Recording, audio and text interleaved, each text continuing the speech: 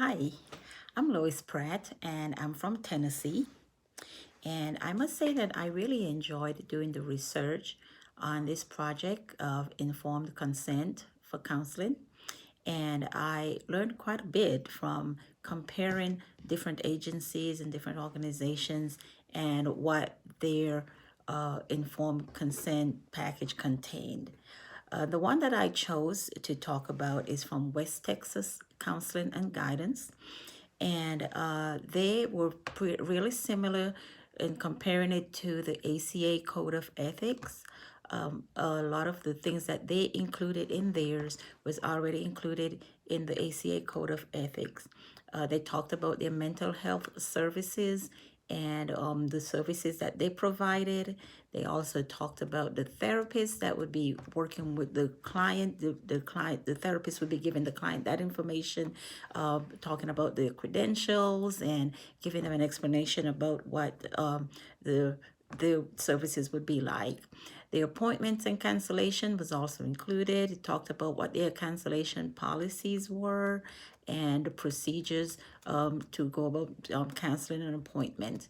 They talked about the number and the duration, the length of the sessions. This was one thing that I did not see included in the ACA Code of Ethics, but it's it's by the discretion of the counselor. The number of sessions that would be needed would be by the discretion of the counselor, as well as the duration, the length of the sessions would also be to the discretion of the counselor.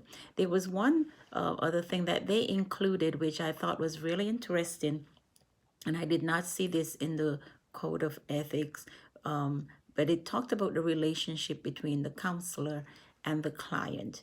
And they specified that it should be professional and therapeutic and not a personal or not even a business type of relationship, because of the dangers that this can cause in having that type of relationship in counseling. I thought that was very interesting that they included that. They included the goals, the purposes, the techniques of therapy that would be used. The confidentiality clause was included in there, and everything is so detailed. One of the things that they included in their confidentiality clause is that duty to warn, which I thought that that was very interesting that they would include that in there. And they left, they stated that in the event that the therapist felt like the client was in danger, they had that duty to warn the parties involved, whether it would be the authorities or medical professionals or whatever, just to make sure that everyone is safe. I think pretty much everything else were very similar and comparable to the ACA Code of Ethics.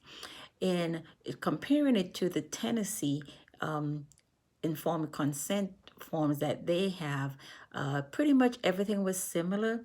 Tennessee included, though, that they like for their counselors to do an assessment at the start of the therapy, because that way they can collect the data that's needed, and it can give them more of a guideline so that they can know, like, what specific issues that they would be working on and what the background is and all of that.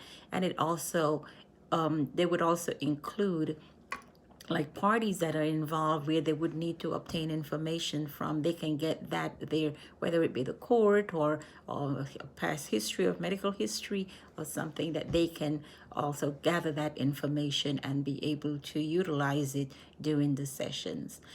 I think that my question would be, in looking at so many of these informed consents, I realized that some of them were pretty lengthy. Like the one from West Texas, it was a 15-page consent package. There were some that I looked at that were 5 pages, and there were some that was just a 1 page. Is there a limitation? Is there any guideline, or is it just that as long as everything is included that the ACA Code of Ethics specifies, or is there some kind of guideline as far as the length is concerned? Thank you.